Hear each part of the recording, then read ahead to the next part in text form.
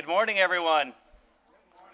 Welcome to the Lumina Ideas Summit on New Models of Student Financial Support. I'm Jamie Merisotis, President of Lumina Foundation, and I want to welcome all of you here to the museum in Washington, D.C., and for those of you joining us via our live webcast, welcome to all of you as well.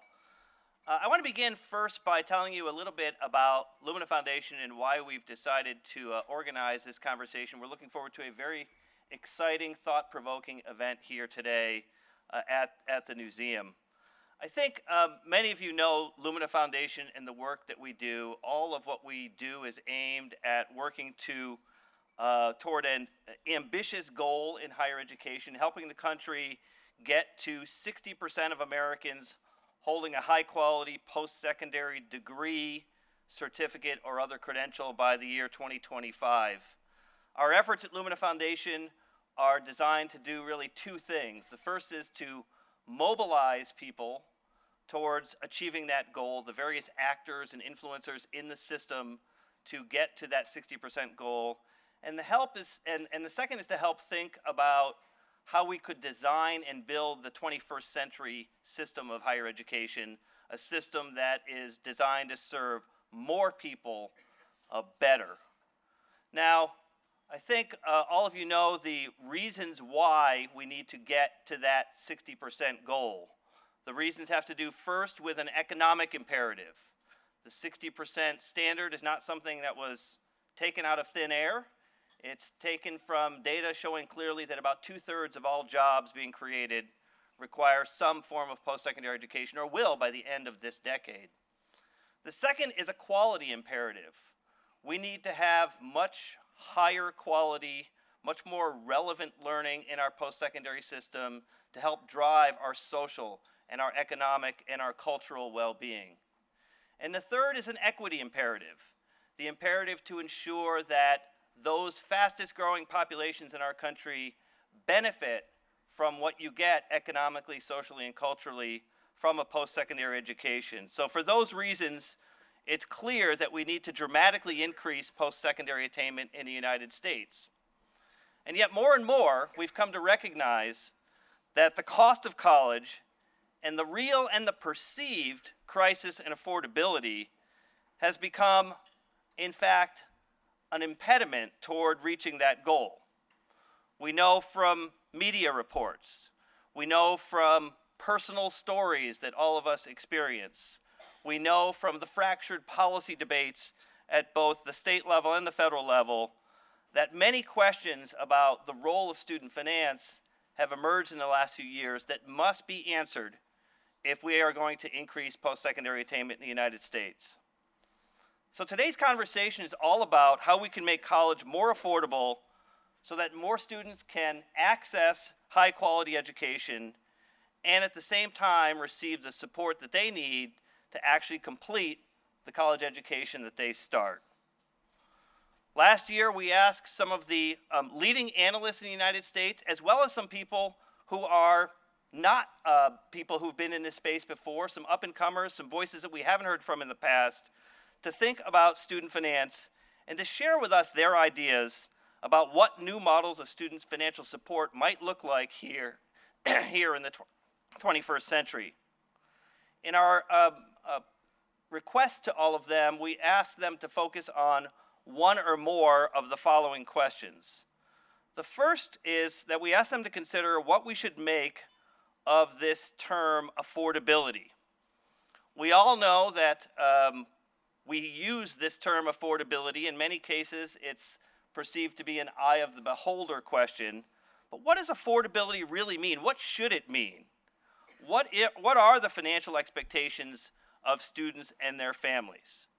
Our premise here is that it would be difficult to achieve success in making college more affordable, which has become the mantra, until we take some time to figure out what that actually means. Next, we asked some of these individuals to think about the role of student loan repayment policies in making the burden of student debt lighter. What exactly about the current system works? We spend a lot of time talking about concerns about debt, but what in fact is working in this current system? What's not working in that system? And what can we learn from other experiences, such as the international models of student loan repayment that might inform and animate the discussions that we're having in the United States?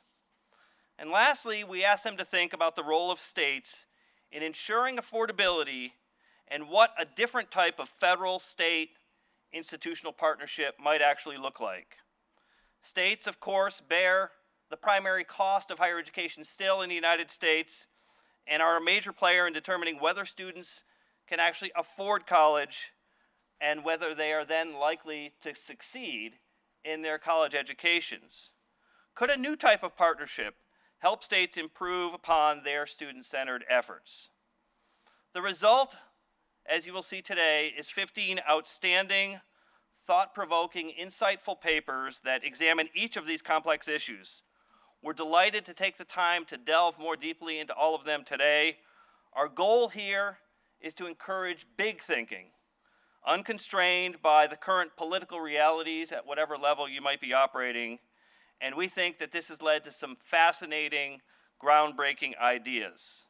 Our intent at Lumina Foundation is to take at least some of these best ideas forward and help advance them in institutional and state and federal policy contexts and through other actions over the course of the next few years. So thank you all for being here today. We're really pleased to have you join us, again, either in person or via the webcast, for what we know is going to be a lively conversation that we hope will continue well after this summit ends. With that, it's my pleasure to introduce the real brains behind the operation today, our Strategy Director for Student Finance here at Lumina Foundation, Zakiya Smith. Zakiya?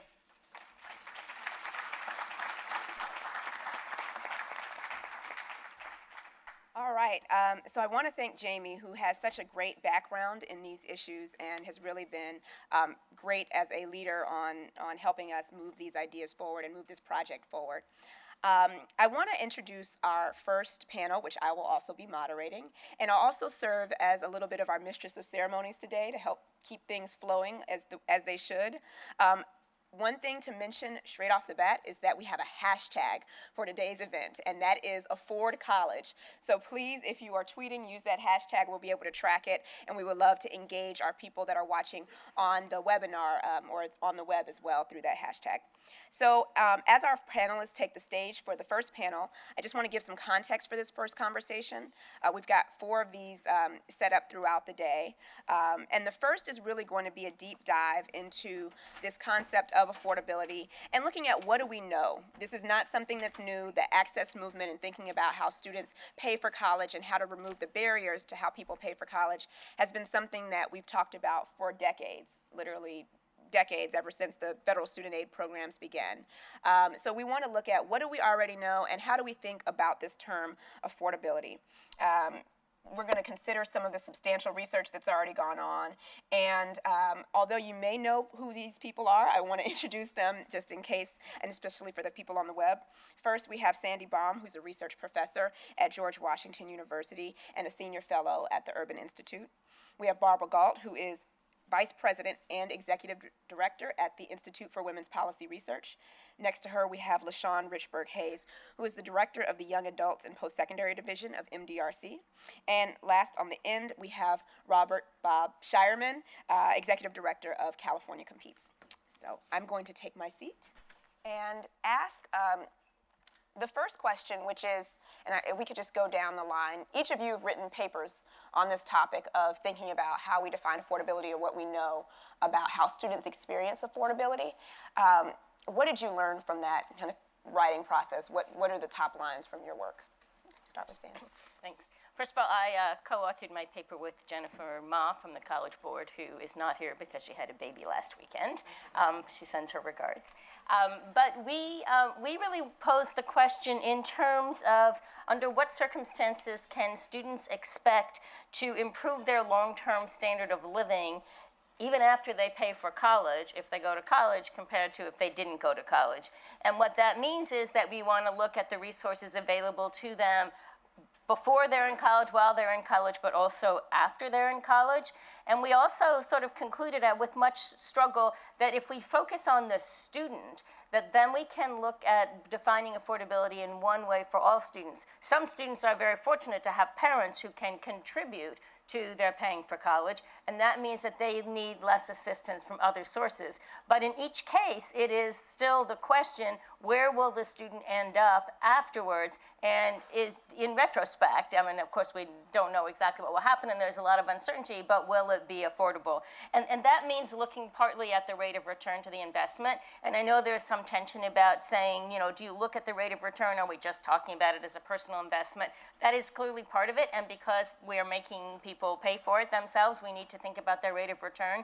I think one implication of that is you might find a really cheap education, not pay much for it, but to say that's affordable when it doesn't actually teach you anything or get you a job, it wasn't affordable if it didn't improve your life. So the low price is just not enough. And we looked at how do you define the expenses that have to be included and how do you define the resources that should be included. A lot of complicated questions there. Some of them are particularly interesting. I mean, one of the biggest costs of going to college is foregone earnings if you take time out of the labor market. And interestingly, of course, if earnings go down, as we see during the recession, more people go to college because it's a reduced cost in the sense that they're giving up less in the labor market. On the other hand, when earnings go down, people have less money in their pockets and they're struggling in all kinds of ways to pay for things. So that's just an example of the sort of complexity. And I think, we have a lot of data, and we propose that there's not one metric for measuring affordability, but that we should be monitoring a whole array of metrics in order to get a good ongoing picture of affordability. And we looked at a lot of different things, and some of them that I think are unusual and interesting are things like, what happens to the price of college relative to other goods and services? So for example, if you look at home prices, the fact is that college prices have increased more rapidly than home prices, but not all that much more rapidly up until the crash. And then, of course, home prices plummeted. College prices did not plummet in recent years. And the question of how does that affect college affordability? If you own a home, when prices go up, you're in great shape. If you don't own a home, when prices go up, you're not in great shape. So differential impact on different people. But if you look at the prices of other goods and services, you can sort of ask, what do people have to give up to pay for college? And you can look at that in terms of specific goods and services, and I think that's helpful in terms of seeing how people perceive the price of college. And finally, another thing that we looked at was what percentage of the earnings premium is required to pay off your student loans under different circumstances. And that's enlightening because instead of talking about it as a percentage of earnings, let's talk about it as a percentage of the earnings that you would be much less likely to have if you hadn't gone to college. And certainly we would not want that whole earnings premium to go to paying for college. And it pretty much does not for any typical student. So basically what we're saying is let's look at it in a lot of different ways. We need a lot of data that we do not now collect and present in an integrated way in order to monitor college affordability, not just one number. Thanks. Barbara? Thanks, and thanks for the opportunity to be here. My co-authors are Lindsay Reichlin and Stephanie Rahman. And we started out by framing issues around affordability from the perspective of the lowest income students who disproportionately tend to be independent students. We thought about the idea that affordability is not just about are you getting a good return on your investment from going to college, but also can you experience well-being in a holistic sense while you're in college and beyond. So we felt that it's important not just to think about the expenses that you have during college and whether you can pay for basic needs, but also to think about time. So for example, looking at a single mother, our data show that single mothers, 60% of them spend 30 hours a week or more caring for their kids while they're in school, and a lot of them are working full-time too. So the concept of time and whether they can afford the time to go to college, I think is a really important piece of our construct of affordability. And the single mothers I've talked to who have done it do it by essentially compromising their own health in an extreme way. Like they lose tons of sleep, they barely sleep at all, they don't take care of their health needs. And we shouldn't be asking people to make those kinds of sacrifices in their basic human needs. So we also talk about affordability from the societal perspective. And essentially what the bottom line is, we need more public support for financing higher education for low-income students. And in a way, we can't afford not to do it because the benefits in a multi-generational sense are so huge. And I don't think we talk about those benefits from an economic or a total well-being standpoint as much as we should. There are two kind of big points that we came away with from the analysis that we did in our paper. And one is that we need to think a lot more about people who are not just independent and paying for their own college, but are raising kids while they're in college. And this is actually a shockingly large number of people. 26% of college students have dependent children that they're caring for. 32% of women are caring for kids, and 47% of African American women in college have dependent children that they're taking care of. This represents a huge expense that we don't typically talk about when we're talking about college affordability. There was a study that came out just last week that in 31 states, the cost of childcare is more than the cost of college. Well, there's a pretty large number of people that are trying to pay for both of those at the same time. So we need to look at how colleges and universities can become more family friendly and how we can think about the whole person, their needs, their caregiving needs, in addition to just the pedagogy or their cost of living from a very kind of narrow perspective. The second big point is that we think that we can increase return on investment by shifting patterns of segregation in the majors that women and people of color go into. So once women get out of college, even though we tend not to worry about women when it comes to college attendance and success because more women go to college than men, more women complete college, but once they're out, they earn 73% of what men earn. And the same thing if you're looking at African Americans, for example.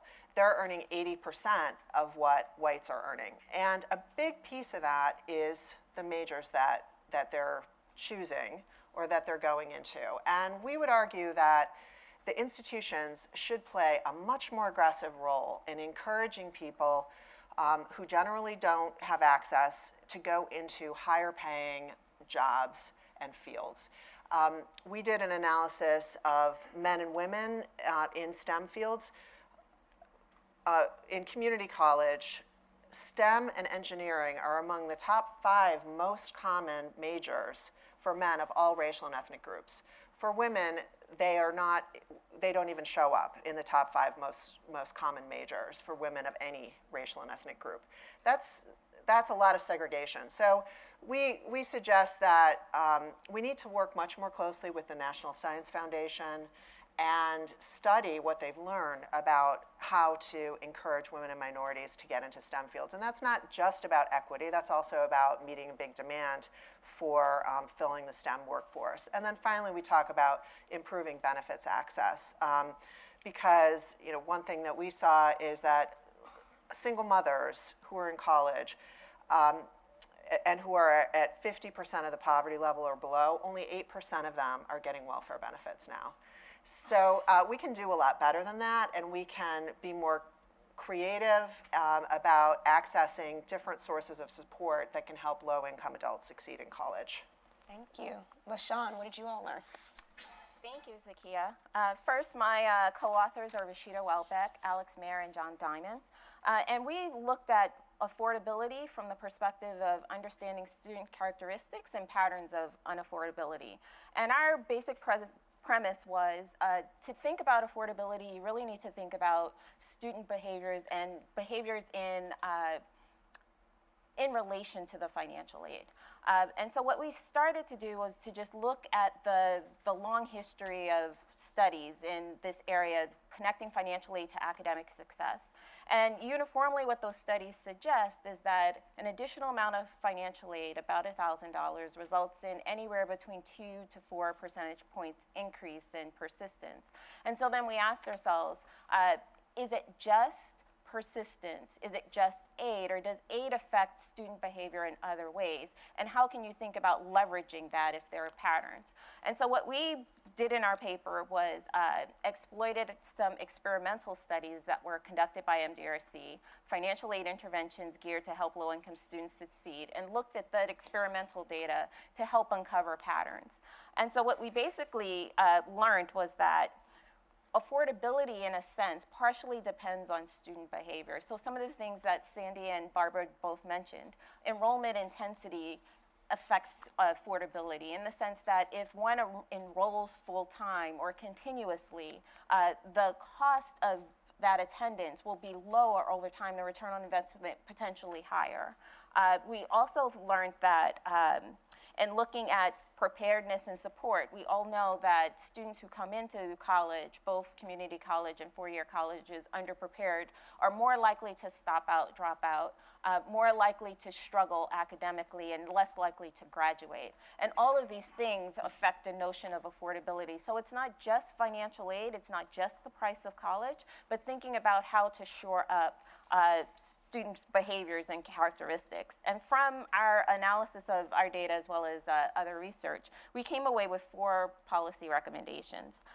One was to think about innovative ways to increase intensity. So while all students will not be able to attend full-time, part-time is a reasonable expectation for many students, such as the students Barbara mentioned.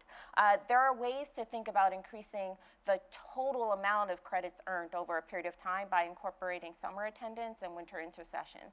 However, our financial aid policy currently is not very well aligned with year-round attendance for college students. So there are ways that we can think about bringing this back. There was the Summer Pell program that was eliminated before it was evaluated. Maybe bringing that back on at least an experimental basis to see if it's helpful is something that the federal government can do. States also have ability to experiment with this through their state aid programs. And so we can learn a little bit more about increasing intensity for certain types of students. And building on what Barbara said, we also learned that targeting matters. So while the programs we looked at seem to work for many different types of students, there are some indications that certain types of financial aid students can work financial aid interventions can work better for some types of students. For example, some of our studies suggest that a performance-based scholarship can work slightly better for men than women. And building on that, you can think about targeting financial aid policy to certain types of students to help alleviate their barriers in a very specific way, so efficiently allocating resources. Another recommendation we make is to think about financial aid as a comprehensive policy. So think about financial aid in terms of student services and student success as opposed to a separate and apart side of the equation that's only about access and affordability. When you think about financial aid as a comprehensive piece of a student's engagement, you're thinking about enrollment management, you're thinking about academic success, you're thinking about access and graduation throughout a student's trajectory. So not just financial aid at one point of the semester. And so in this way, you can think about the integration of financial aid and how to build upon other lessons that we've learned about how to help students be successful. So for example, there's a very successful comprehensive program that was implemented by the City University of New York. And what they did was embed financial aid in a more holistic service. So they took into account tutoring, advising, et cetera, and financial aid. And in that way, you can think about things cumulatively helping students further along. And then finally, we realize that in this economic climate, there's not likely to be new aid available to students. So thinking creatively about how to do better with the aid we currently have. So revamping, for example, work study, thinking about how those programs would work best for whom. Currently, the distribution of work study is for students who don't necessarily need it at high-end universities, not necessarily community colleges, where students are working many hours. Thinking about how to tweak the program to encourage work study that would be related to careers and building resumes to make sure that those funds and work actually connect to later careers and income. So these are very tangible things that can be done on the basis of financial aid research that's previously conducted. Well, thank you. And Bob Shireman, you have a very interesting display outside and a paper that goes behind it, and have thought about these issues quite a lot. Thank you so much.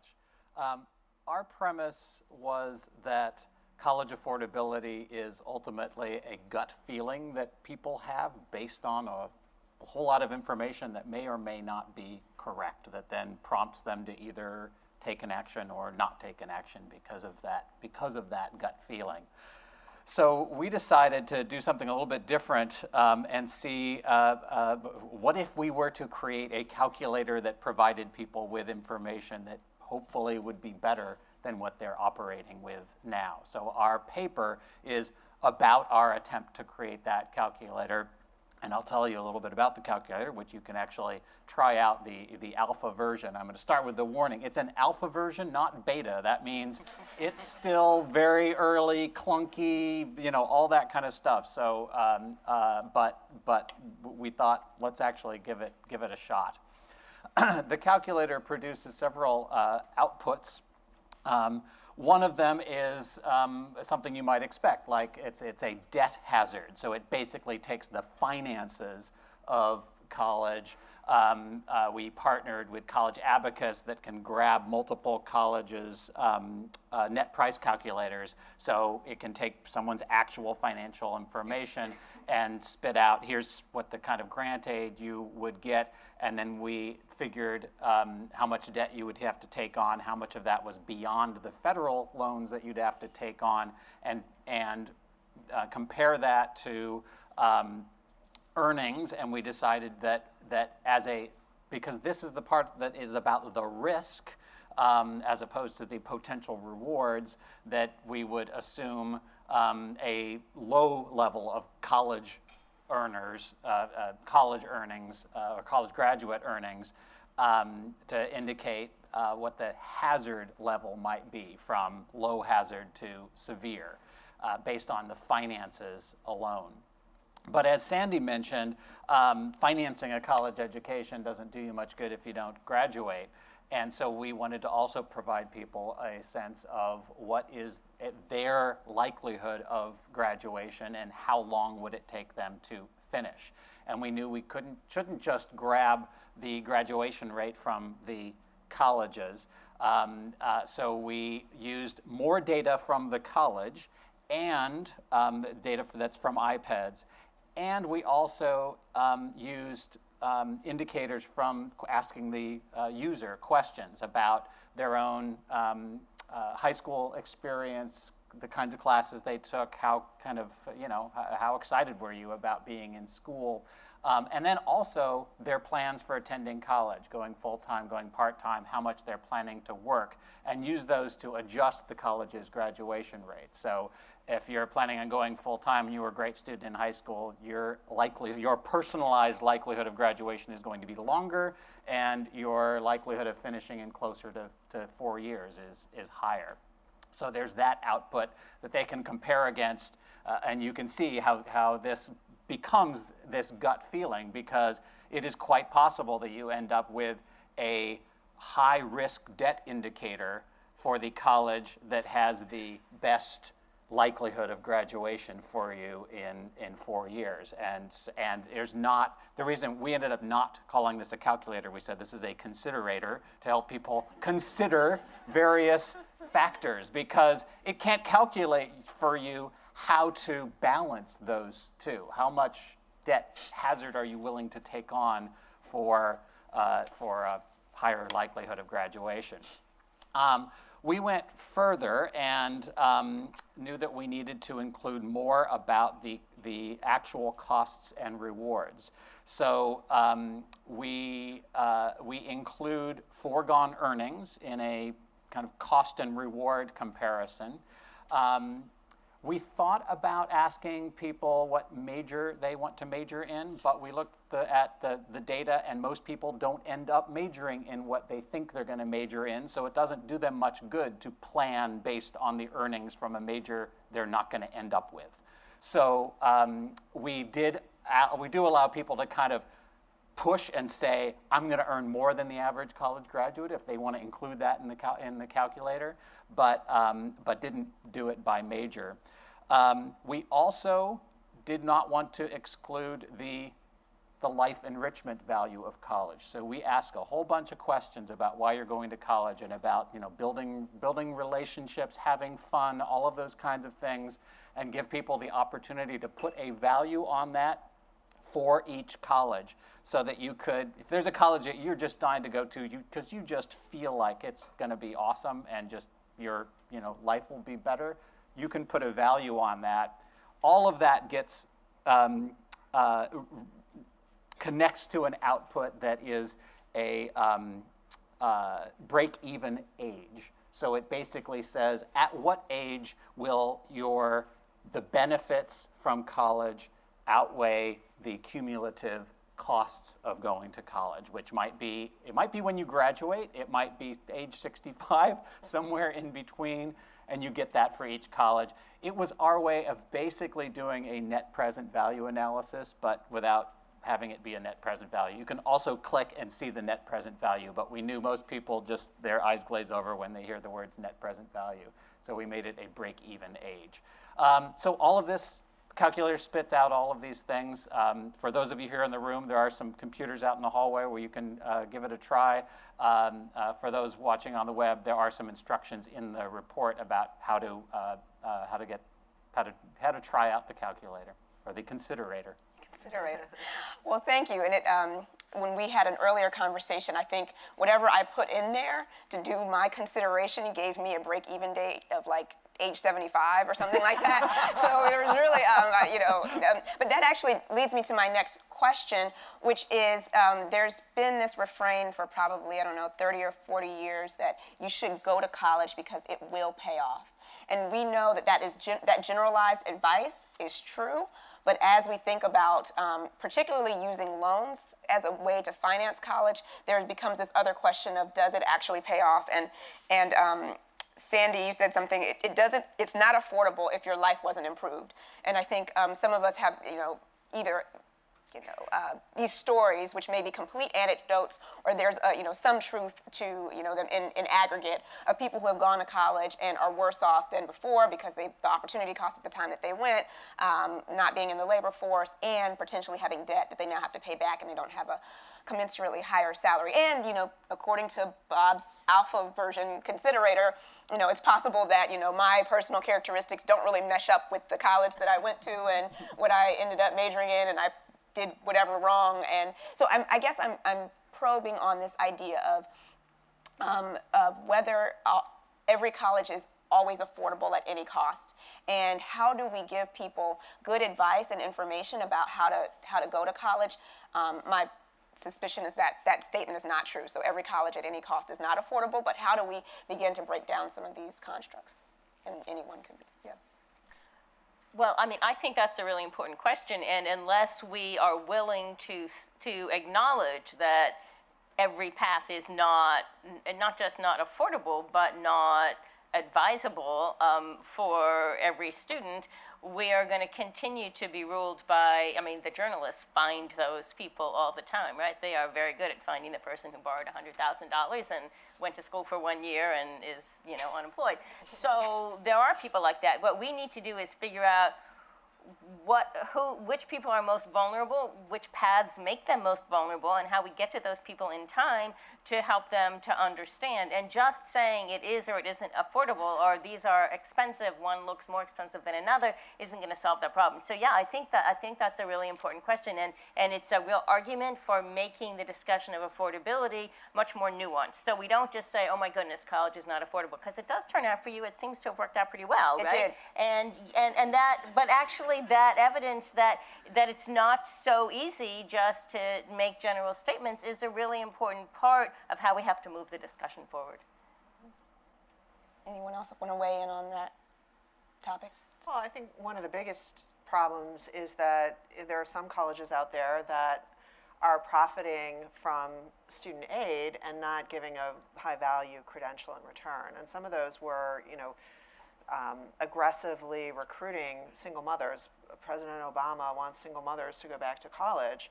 And consumers just need information about those bad actors, and we need to be able to do that without turning people off of the benefits of college in general. I'm sorry, but I'm just going to add that in light of what you said, I think it's really important that for some people, now it might not be a good idea at all. I mean, maybe if you have 4 small children and, no time and no resources, maybe going to college is something that you need to postpone. I think we have to acknowledge that. I just wanted to say the other thing that we need to take into account here is that some students will not have the luxury of making a choice. So you made a choice to go to Vanderbilt. Projections say maybe not, but if you were a low-income parent or you were a low-income student, you were relegated to stay in your area for many different reasons, then having the information alone is not sufficient. And I think that sort of builds on to Sandy's point, that when we often talk about college, we're talking about a 4-year degree or an associate's degree. Certificates are equally useful and can result in higher wages and livable wages. And yet we don't necessarily have those conversations with students, and we don't necessarily differentiate.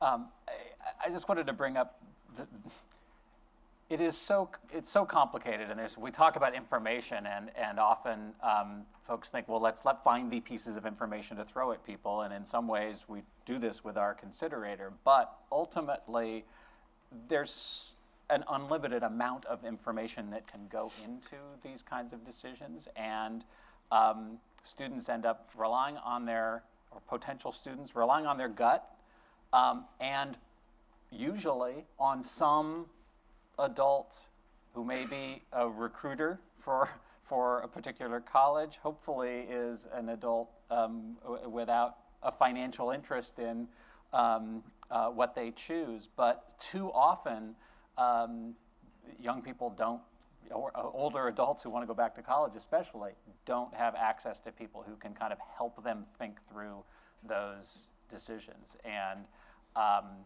I don't know how we get to the point where we have that kind of counseling, but even the 1-800-FED-4-FED-AID, they do a pretty good job, and maybe they could do a more robust job of helping people think through these kinds of decisions, so that so they're not just based on one data point.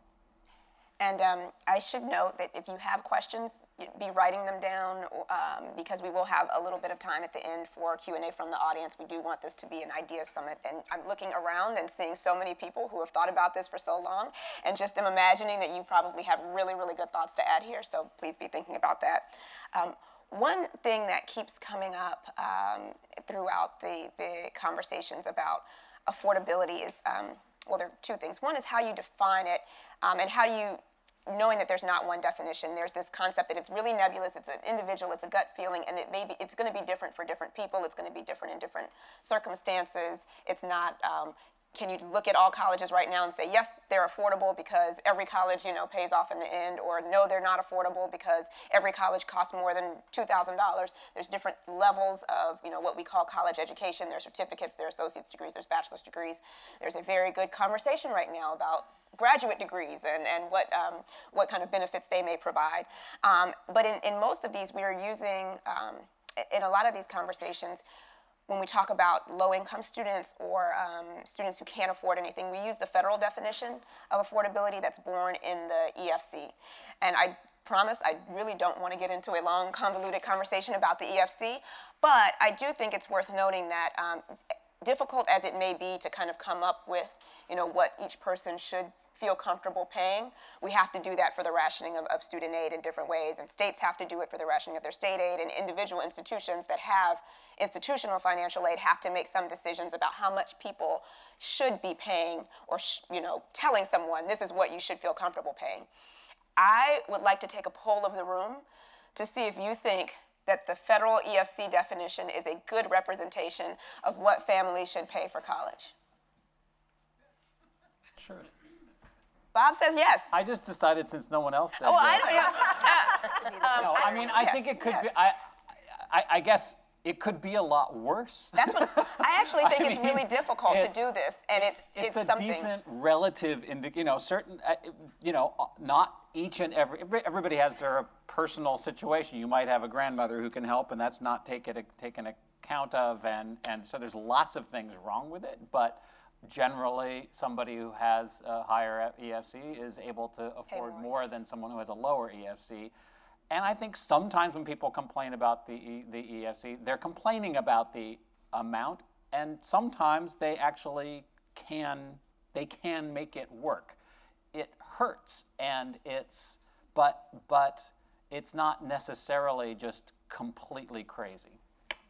So I've often heard of it described as a rationing tool, and that even federal officials say, we've got to figure out who gets more Pell Grant some way. And yeah, if your EFC is $10,000, you probably don't need one. If your EFC is zero, even if it should be negative because of all the stuff, look, you get one, right? And we don't have more money to give out, so this is how we're using this. But I guess my question also is it helpful for planning purposes for families to have a general idea of how much they should be putting toward college? Because I think for some people, there's just not even a way to say, the sticker price is obviously like wacko and out there somewhere for some people. The net prices are things that we're trying to get out there more, but for planning, if even middle class or lower middle class, or just for thinking about what should I expect, and maybe it helps you understand that, yes, and this isn't currently true of the federal formula, but say it was. The federal government expects you to tap into the equity of your home to pay for college, and that's just what we're going to say, and that's an expectation. And you can say, I don't like it, but at least in your mind you knew. So I guess I'm wondering, is it helpful to have some kind of reference point for people?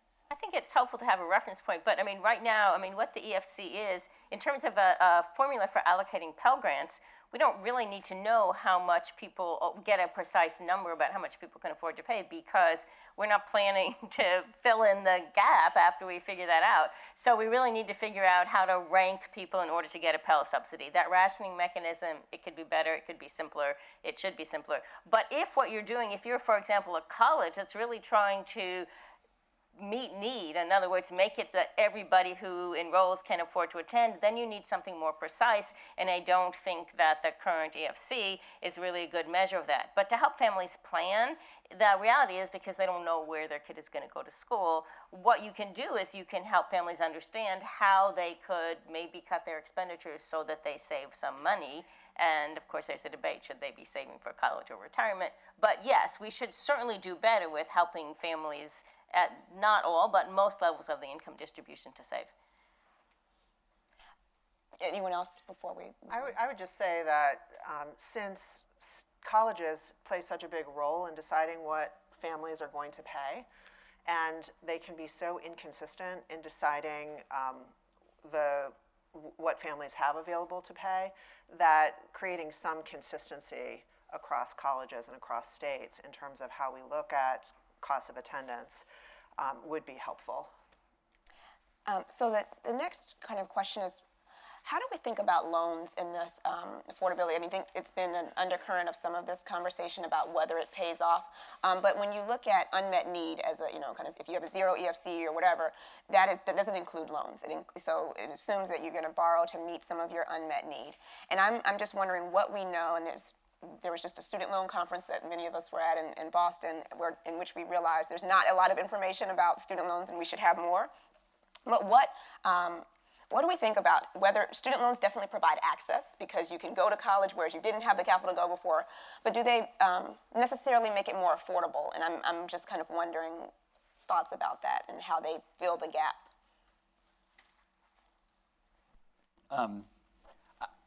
I think loans actually absolutely they certainly address, to the extent that being able to attend is a liquidity problem. Having the money now, then being able to get a loan helps enormously in taking that step. The big problem that we all keep coming up against is you're not buying a product that you could sell back if things don't go well. You don't know what your earnings are going to be. So the discussion later today about income-driven repayment plans become really, really important. There needs to be a safety net for the many situations that will occur that don't work out financially, and so that taking out that loan isn't such a terrible burden. Where I think we've been struggling has been on some of the communication side of things, where these things are complicated, and this is where having a trusted person who can say, this loan will be okay for you, or this amount of this kind of loan will be okay for you, but I wouldn't do what this other college is suggesting.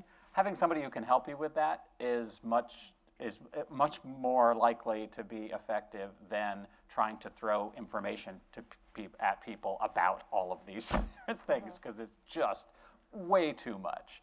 What we did in the considerator on loans was we basically said, up to the point of taking out federal loans, we're basically not going to worry about it because there are good protections. But once your finances are such that you're going to need to take out private loan debt, then the more of that you have, the higher your risk factor goes.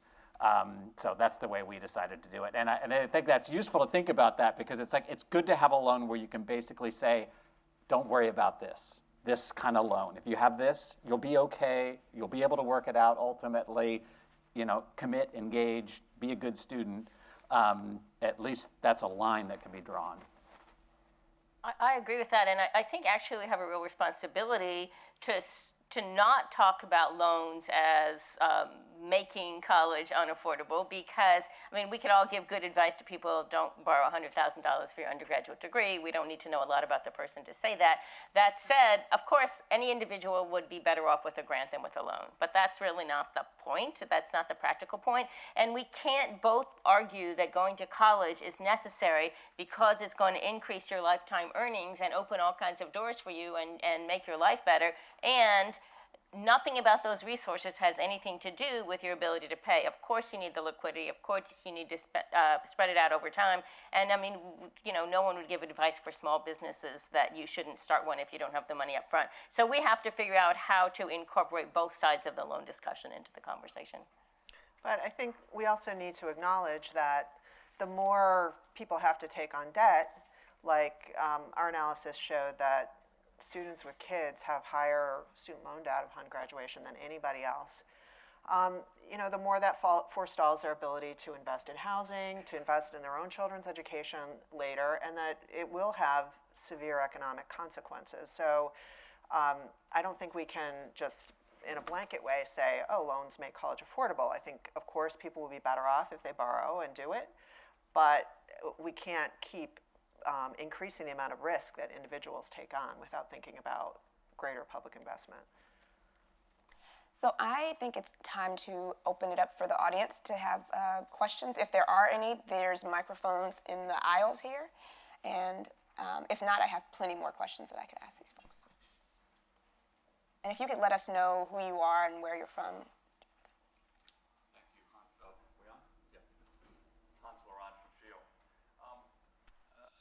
I'm fascinated by this concept of affordability and what it means.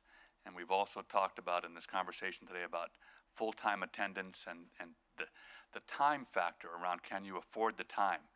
As we talk about affordability, how do we bring in the cost of living if you are in fact attending full-time?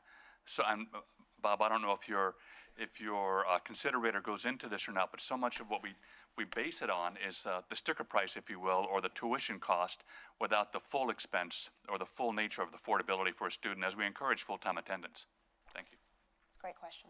Yeah, well, for the considerator, we had the benefit of being able to use College Abacus and going to the net price calculators, which grab the actual full cost of attendance from the colleges and their estimated financial aid offers. So we're able to pull in all of the costs and use that for determining how much borrowing you're going to have to do. And we made an assumption about earnings based on what they said about how much they would work. We also try to make it clear to the user. And really the purpose of the considerator is that, like, helping them think things through. So the idea is to show them that, yeah, you can work more, but actually your likelihood of graduating is going to go down, and the time it's going to take to finish is going to go on. And then built into the calculator is that because it takes you longer, your foregone earnings that would have been at a college level come later. And so you end up, the age, your break-even age or your net present value ends up going down. So we try to figure out ways to kind of show people how decisions they're making, not just about where they're going to college, but how they're going to college, are going to affect those things. I think that's a great question. And Bob, I wonder if your considerator can take into the escalating cost of living, because as you take longer, your needs and wants increase as well. And Right. so you could have lived on that can of beans when you were 18, but That's a at, good point. at 25, that's different. It's not in there now. Well, I welcome the algorithm. It's going to increase it over time, yeah. Did you want to say something? I think it'd be interesting to take into account different majors, even though, as you point out, people probably will switch. I mean, on the topic of trying to get people more interested in STEM fields, Right. like even if at that point they realize, oh, they'll make so much more if they go into this or that field, they might start exploring it at least. I want on the cost of living issue. I mean, I think that the starting point has to be that we live in a society that, affluent as it is, allows many people not to have enough resources to supply their basic living costs, and even people working full time, many of them can't live at a reasonable standard of living. So it's not just a problem facing students, and that we need to solve the problem on a larger scale in order to solve the problem for students. Because, I mean, for students, the cost is the foregone earnings, and you can't count both. I mean, if you're going to talk about the cost, either you talk about how do we deal with replacing those earnings, or you talk about how do they pay their living expenses. It's the same money. You don't want to double count it. But I think that, of course, college students who don't have adequate income, are going to struggle, and they have to be able to live. Also, people in the labor force and not in college who don't have adequate income have that problem. And I don't think we can solve it just by saying college students are going to get free food, but people who aren't in college aren't going to get free food. We have to think about the problem in an integrated way. Big problem. Sarah, one of our other authors, has a question. Hi, I'm Sarah Goldrick-Grab. Sandy, I want to follow up on that and ask you what you just spoke about double counting, so that we consider opportunity costs, but it would be wrong to consider living costs because they're one and the same. Does that imply that there are no marginal living costs to attending college? Right, and is that what you're suggesting? No, I think that it is obviously true that in some cases, people are forced to live in a more expensive environment or to move out of their parents' home that they could otherwise have lived in. Obviously, many college students do live in their parents' homes. Many people who are working, have to move to go for a job. I mean, the point is not that the numbers are exactly the same, but that if you were not in school and you were working full time, chances are you would have maybe barely enough money to pay your basic living costs. It's not that you would have a lot more money than that. So those are pretty good approximations, but you can't say it is costing me all that money plus it is also costing me for all of my food. If we could really pinpoint the marginal cost of food that you would not be spending if you were not in college, but you are spending because you are in college, I don't think we have great data for doing that, and I think that's a small percentage of the problem that people face. I just want to follow up really quick. So are you familiar with the rules for the the social programs and benefits programs that support the poor? So the loss of SNAP, the loss of Section 8 housing, right? The loss of a variety of welfare-related benefits, et cetera, that accrue to college enrollment. How do those figure in the picture Huge that you're problem. We describing? should solve that problem. Those benefits should not be lost when you go to college. And with that point, I actually wanted to bring that up because it was actually something that as you read the papers, and I encourage everyone to read all of the papers, they're just available today, obviously, and we didn't want to kind of overburden you with all of the information at once. But one of the key themes that I think was really present throughout many of the papers was the idea of cost of living and the fact that particularly for independent students and students that are not kind of in the traditional mode, paying those costs, even if they're marginal, even if they were something that they would have had to pay otherwise, that strain of having to deal with life is a big reason that people aren't completing. They're feeling like they need to work, they've got to do all of these other things to pay these additional living costs, and that burden is something that we need to think about if we care about completion. So I'm glad that came up as part of the conversation. I will leave it there and thank our panelists for joining us today. Thank you.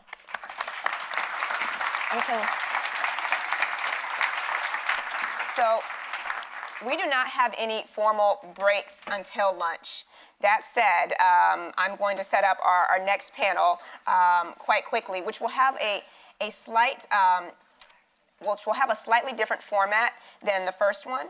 And I think this was the first conversation really laid a good foundation for the next one that we're about to have, because we talked about the how you define affordability and how you think about affordability. And the next conversation is going to give us some insight into some visions for what affordability looks like in real terms. So if you were actually to design a system that for 21st century higher education student financing that looked affordable, what would it look like? And they're going to give us their thoughts on what that kind of system would look like. What we're going to do is have each author provide opening remarks with a very brief presentation, and then Lumina Foundation President and CEO Jamie Merisotis will engage them in the same kind of collaborative discussion that we just had. So I'm going to briefly introduce everyone, and then if you want to get coffee and whatnot, please do, but we're going to start right away. We've got Brian Prescott, Director of Policy Research at WICHE, who will go first. Then we've got Bob Sheets, who is Research Professor at George Washington University. Katie Zabak, Senior Policy Analyst at SHIO, the State Higher Education Executive Officers Organization. I feel like I should have said WICHE, the Western Interstate Commission on Higher Education, for those who are not familiar with the alphabet soup of higher education associations. And then last, we'll have Sarah Goldrick-Robb, the President of the Education Optimist and Associate Professor of Educational Policy Studies and Sociology at the University of Wisconsin-Madison. So, Brian, I will let you begin. So I have a couple of slides, and are they showing up over there? Are the slides showing up? I don't see them. Okay. Oh, there they There are. we go. Okay, All there right, they great, are. thanks. Great. Okay, so obviously there's been a ton of attention given to affordability. We just heard a whole lot of that, and financial aid, but most of that attention so far has been at the federal policy level, but with a vast majority of the undergraduate educated at public institutions, all that federal aid is filtered through state finance policies that really drive most students' costs of attendance. And most of the state policy focus has been on two of those major finance levers, appropriations and tuition setting, and those are often pitted in a tug of war with one another. Financial aid budget, in many cases, is often what's left over. It's the afterthought, and the actual dollars are distributed with that financial aid budget in mind and not with students' needs as the strategic core. This is, in our view, unfortunate, since grant aid has the greatest potential for targeting subsidies on the students that need it most to solve the issues of access, affordability, and success. So we're proposing a strategic framework that puts financial aid at the center of state finance policy. It's sort of the glue that promotes coherent and integrated finance policies at the state, and that framework must start with considering the students' costs of attendance. In doing so would provide the state an opportunity to offer more straightforward communication with students about what it costs to go to college. It also clarifies the state commitment to students. And even when funds fall short of the state being able to fully meet that commitment, it helps to promote more strategic rationing when those funds are insufficient. And finally, it induces more strategic and systematic alignment of state finance policies. Our proposal in the paper, when you read it, you'll also see incentives for students and for institutions. And we have in mind that it will be integrated with federal aid. And with that in mind, we have a proposal included in our paper for a renewed and reinvigorated state-federal partnership for financial aid. One way to pull all this off is through an approach called the shared responsibility model. I should have mentioned at the forefront that my co-author is David Longenecker, president of WICHE. But there's 3 states that currently use shared responsibility in some form or fashion for distributing aid. Those are Minnesota, Oregon, and Idaho. But what happens is the state starts by recognizing a total cost of attendance that's based on sector averages, and it's got a frugal non-tuition expenses budget attached to it. And then 5 partners collectively are going to bear the burden for filling up this entire box. And within this, we have an expression, what we think is an expression of affordability. We acknowledge that students work, often they work really hard, and that students, but it's also reasonable to expect that students, as the direct beneficiaries of their own education, should contribute something substantial to the cost of their own education, so long as the work component of that does not crowd out the pursuit of their academic priorities. So the student contribution here is going to be tied to a level of work that's associated with part-time enrollment, part-time work for a full year. And then for students attending public four-year institutions, there's also an additional expectation that there's some reasonable level of borrowing. But these are benchmarks just to set the student contribution level. Students themselves can actually come up with that funds through either work, borrowing, savings, or scholarships. The second partner is the student's parents. And this is where the need-based component comes into it, so that students with parents who have, these are dependent students of course, have vast wealth won't have any more partners involved, but students with $0 in their parents will have no family contribution here.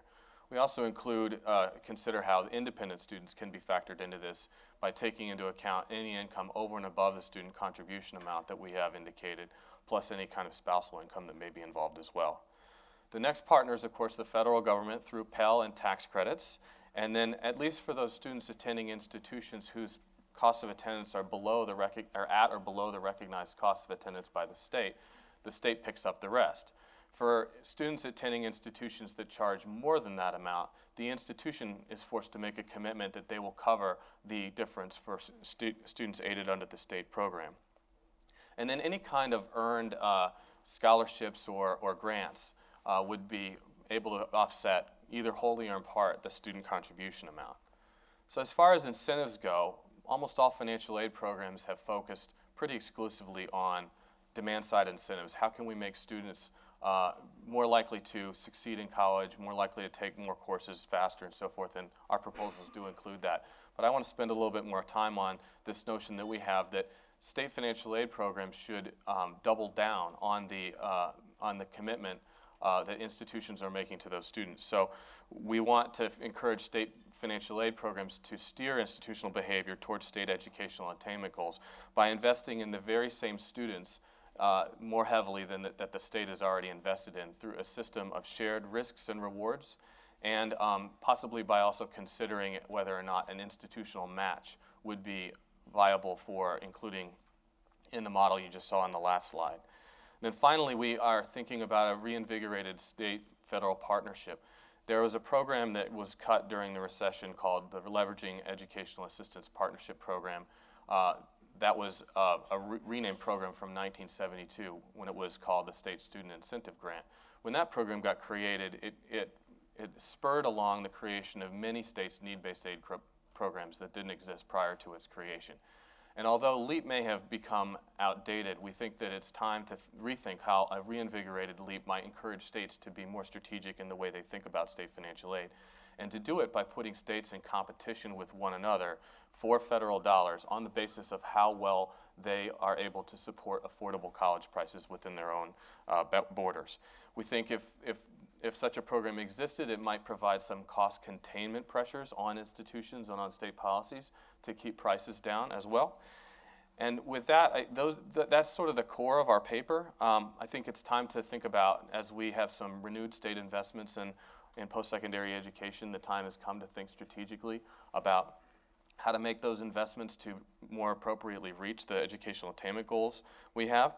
And I look forward to questions and conversation. Thanks very much, Brian. Well, why don't we go next to Bob with George Washington University. Bob? Thank you. My colleague Steve Crawford is here today.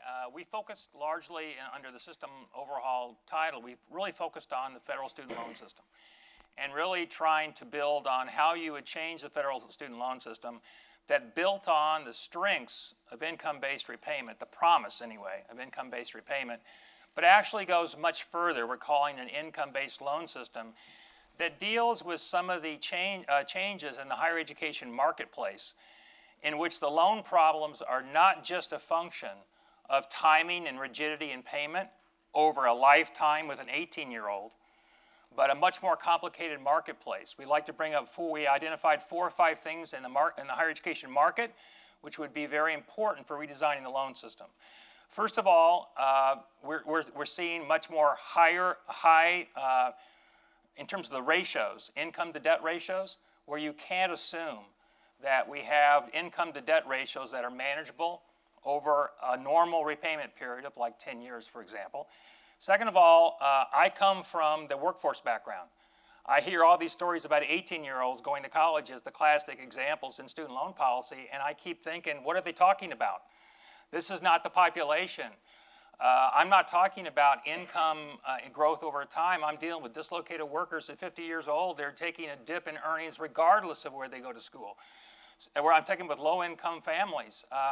So when we talk about the post-traditional students, we think in terms of a broader population who do not have a lifetime to pay out on a loan, and also the uncertainty. Third thing we point out is in terms of in today's higher education marketplace, as loans get bigger and the risks get much more volatility, is that we have to guard against, we have to have better risk management, especially we call it systemic risk management, which is dealing with differences in earnings due to economic downturns, but also structural shifts in the demand for labor. Thinking about now large loans sitting out there, and over a 10 to 15 year period, I may have structural shifts in the demand for certain types of skill sets and majors, right? So we have to have some sort of systemic risk. The other thing, most times we present it on student loans, is we're assuming that largely I'm going to do a one-time shot on a loan. But in fact, more and more, you're going to have a series of loan investments over a lifetime. And if I lock you in to what you borrowed for an AA degree to go to BA or a BA to go to graduate student, I'm sitting with that loan right there, and it has constraints on future investments. Does that make sense? So in other words, we have to think in loans as more of a cycle of investment over a lifetime, of which any one point of investment puts constraints around you and prevents you from doing further investments. If you look at the literature on debt to income ratios among undergraduates, there's constraint on further investments. And if I look at the debt to income ratio, what we have now is kind of like a stagnation in BA degree returns with things going up MA. So imagine I've got prices going up and I've got things BAing below stagnant. So you can see kind of this point. So what we're saying is, given those changes, that in the higher education marketplace, I have to design a loan system that basically can deal with all those, not just one problem, which is rigidity and flexibility in payment over a long repayment history cycle. So what we propose, I don't know if the slides are up on that one, but what we propose is an income-based repayment system, income-based loan system. If I go to the next one, which assumes a cycle, a continuous cycle of investment by which my debt I take in stage one constrains my statement in two. So we have basically a cycle that lays out in which we call it income-based because we're saying that expected or actual income is tied a line of sight to every loan decision over time. So in other words, that's why we call it income-based. On the front end, we're arguing for a type of consumer guidance system that has choice architectures that deal with the realities I just mentioned. We then move to the second where we're arguing for variable caps on loans. Imagine somebody says, am I borrowing too much or too little? It varies, right? Some people may want to borrow more than they're doing now, some less, but it varies. And also we're seeing is the biggest innovation in higher education is pricing, right? It's amazing the pricing regimes that in higher education we have where fees are growing over and above tuition and I have differential cost per program, right? So imagine we have all this variability in pricing. We have discounts given to freshmen, surcharges given to seniors. So the idea is that we need to have variable pricing on loan caps and terms based upon your expected earnings and the risks you are encountering in going to a certain program or school. So that's what we talk about in loan origination. We're talking about variable risk-based terms in loans. Third, as we go around the circles, you see the loop. We did an analysis of SAP policies. across a representative cross-section of universities and colleges. Would it surprise anybody to think that everybody took the federal minimum and used it? Would that surprise anybody? Would you surprise anybody that the federal minimum is a good indicator of likelihood of completing? It's basically doing a bare minimum. So what we're arguing for is income-based incentive issues around completion, in which we're talking about a different SAP policy. Next week, we go to income-based repayment, which we actually kind of take some positions on some very great proposals out there, and I think it's going to come up in the next panel or so on income-based repayment. We kind of repeat that. The only major issues we deal with is on forgiveness, and we're arguing for a thing called systemic risk adjustment. Imagine if you are a student and you have 20 years and you're sitting there and you're forgiven after 25 years, what constraint all along those 25 years does that debt have for you? We're arguing that we need a market clearing mechanism, which we call systemic risk adjustment, that says if we have economic downturns or structural shifts in the economy that are no fault to the institution or the student, we need to adjust those loans right there and be market clearing, because we have an interest in society to have people be investors and risk takers, but things in which they can manage that risk, which we're calling systemic risk adjustment. So that kind of gives an overview of our proposal.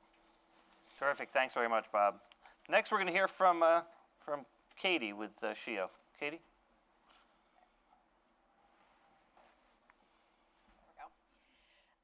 So if our nation is to reach the national attainment goals that have been put forward by the Lumina Foundation and our country's leaders, we really feel like our post-secondary public institutions and the systems that they're part of are going to have to find ways to better use their limited resources to meet the needs of the students who our current system doesn't serve very well. Too few of our current system's resources go to low-income students, and these are the students who are most likely to benefit from their investment. And because of this lack of resources, we've heard before that these students are making decisions that oftentimes undermine their education. They're choosing not to enroll full-time, and they are undermining their ability to complete. So we feel that both our national leaders and our state leaders really need to examine policies that make college more affordable for these students and that make it more possible for these students to attend in ways that are going to make them successful. Specifically, our paper provides two things. It provides a framework and a new methodology for how states and the federal government might partner to provide more funding for low-income students and make college more affordable for those students. And then second, we look at complementary policies that states have implemented in order to encourage and incent students to enroll more full-time and at higher credit hour thresholds. We hope that you all take the time to read our paper and that it starts some conversation or allows us to continue some of the conversations on these topics. So this morning, I'd like to highlight 3 key factors of our paper for you that I think distinguish our proposal. Green button. Oh, green. Big one. Big one. There we go. So I used this graphic to illustrate that our states are different. We have different strengths and weaknesses. We have different geographic and economic circumstances, and we have different histories and traditions. Our higher education systems are also distinct. Each individual state context has really helped shape how our states put resources towards institutions, how our states have composed their post-secondary sectors, and what are the challenges that those institutions face within each individual state. So we really wanted our proposal to be forward-looking. We wanted to build on what already exists within our states, and I think that Brian provided a really good analysis of the holes in our current funding mechanisms. And then going forward, what we'd like to see is we would like to see states put their investment in need-based financial aid to make college more affordable for the students who need that aid the most. Now we know that attaining these goals, if we want to achieve our attainment goals that we were talking about, we're going to have to ensure that our lowest income students get more of our resources. So what we propose is a state-federal partnership that's designed to lower net price for students below 200% of poverty. Both the states and the federal government would make an equal contribution to a state's need-based financial aid system, which would ideally lower the net price and make college more affordable for the students in these incomes. And if what we know in the research is true, it would also increase those students' likelihood of completion.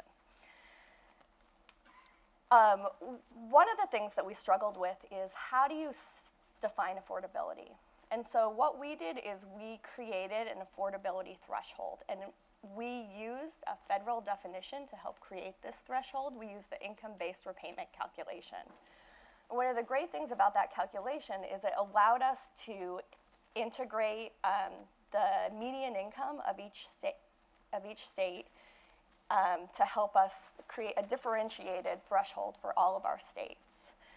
And once our states reach that affordability threshold, we recognize that there's more going on to college completion than just affordability.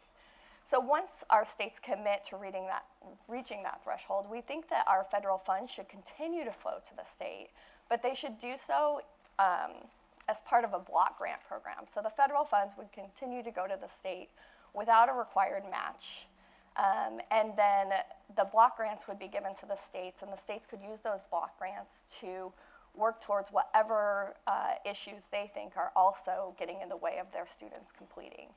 And so what we'll see is new ways for states to look at increasing their completion, dependent on what that individual state's needs are. But while we recognize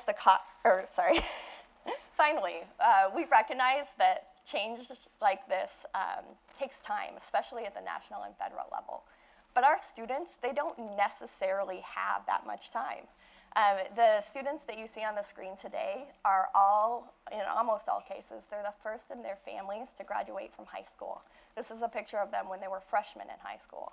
Many of them enrolled in college last fall, and they're really making a new change for their family and for themselves and their future. And our states can and should do more to increase their likelihood of completing college.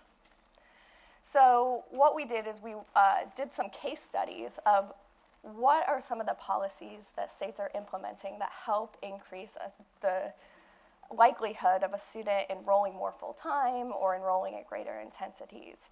And we were able to come up with a series of recommendations that we think that states can apply to various different policies that they're reorganizing in order to better meet the needs of students like these. So with that, I just want to thank my co-author, Andy Carlson, who's also here today, and the leadership at SHIO for all that they contributed to this work, and to say that I look forward to this conversation going forward. Thanks very much, Katie. Okay, so our fantastic panel here is anchored by Sarah with EduOptimists and University of Wisconsin-Madison. Take it home, Sarah. Okay. Thank you very much. Is this on? Doesn't sound like it's on. It's on now. Wonderful. Thank you. I hope you all don't mind if I stand while I talk to you about a topic that's very, very close to my heart and the heart of my co-author and best friend, Nancy Kendall, who unfortunately cannot be with us today. I want to talk with you for 5 minutes about one topic, and that topic is fear. Nancy and I have been traveling the country, thanks to Lumina and its generous funding, and we've been able to go out and talk with people, speak to students and their families, speak with college administrators, and go to the places where America's going to college. Places like Delgado Community College, places like Miami-Dade College, places like the University of Wisconsin at Platteville. From New York to California to Louisiana to Wisconsin to Michigan. One thing is very, very clear. College is not only unaffordable today for people from low-income families, but it is also unaffordable today for the middle class. If you look at the latest data, you might be surprised to see that for families from middle-class backgrounds making $80,000 or more a year, They're being asked to borrow the equivalent of or spend the equivalent of more than 25% of their take-home income. Things have changed a lot in the last several years, and people are scared. They're scared because what they were taught about the American dream is being undermined. They were taught that hard work pays off. They were taught that if they filled out the FAFSA, college would be affordable. All they find now when they fill out the FAFSA is how much we don't care about them. They are offered loans and little more. They are told that they are to make an investment. They've already made the investment. They did the hard work of getting there.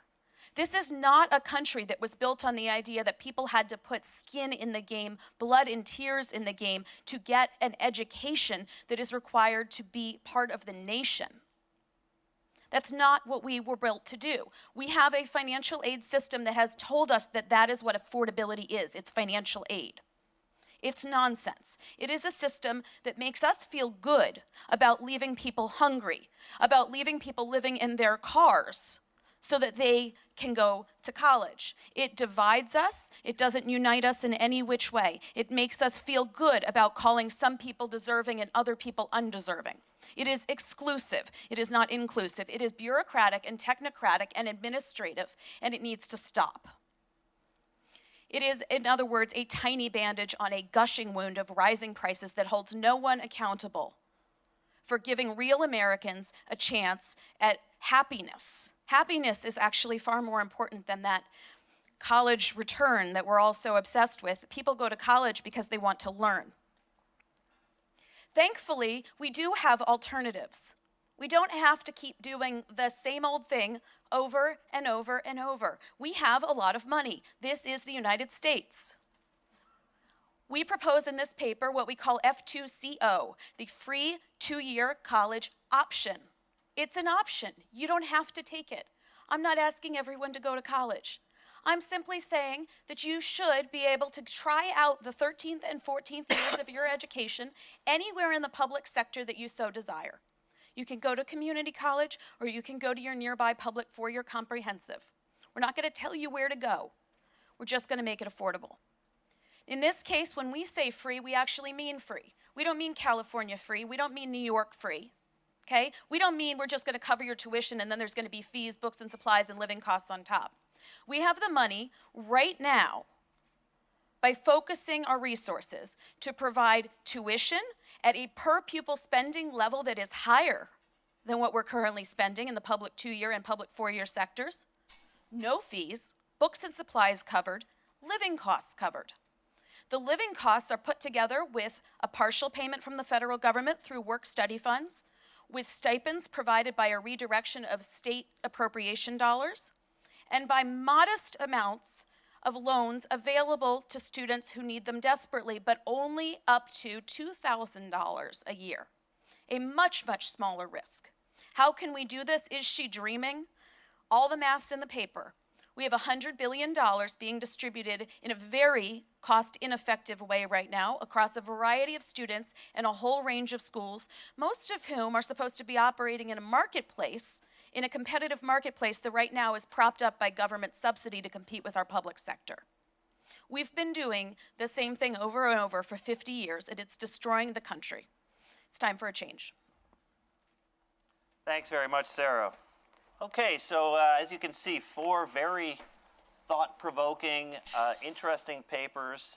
I've got 72 questions for each of the authors and not enough time to get to them. So I'm going to limit myself to a single question for each author, ask them all a couple of questions that I hope all of them will take a shot at, and then look forward to your questions. And Sarah, I want to start with you. I want to make sure that you get a chance to explain that your idea is not the same idea as what's been talked about fairly recently, which is Governor Haslam's proposal in Tennessee. And I want to give you a chance to explain how this is different from, I mean, there is a connection to it, but how this is different from that proposal so that people understand the distinction here between that and what is, I think, a bigger idea that you're proposing. Right. Well, I appreciate that. So there certainly have been free college options talked about, in particular free community college options talked about, certainly in Tennessee, also in Mississippi. There's a great discussion going on in Oregon right now. This is different than all of those because for the most part, what those do is say, okay, if you have any gap between what you can pay and tuition, we'll cover that up. We're going to make that difference. Well, that's actually a very small amount of money, and it's the smallest for the really low-income folks. So that is primarily going to be a subsidy to somewhat wealthier people. And the way that the states are able to put this together doesn't come out to look the way that you'd like it to because you're trying to build free around the existing financial aid system. Right? And so you're having to deal with the fact that, of course, the Pell is already distributed. Okay? So what this does is it says, let's take out, I'm taking the Pell Grant for this program. Okay? I'm taking everything, virtually, except for work study dollars and loan dollars. I'm taking tax credits. Okay? Tax credits, even for the middle class, are not very effective because the money comes too late. Right? So we're going to leverage this in a much more effective manner by giving it to people up front. And instead of showing them a scary price, and promising them that we'll be there for them after they fill out the 100-question form, after they get their parents to give money that they don't have, we just make that price something that they can easily understand without any technical expertise, which is zero. Thank you. Very helpful. So, Katie, let me turn to you next. The paper uses a definition of affordability, which is based on the federal definition in the income-based repayment threshold. You heard the earlier panel. I'm curious to know why you chose that definition of affordability baked into the federal policy as opposed to advancing your own concept about what affordability should be.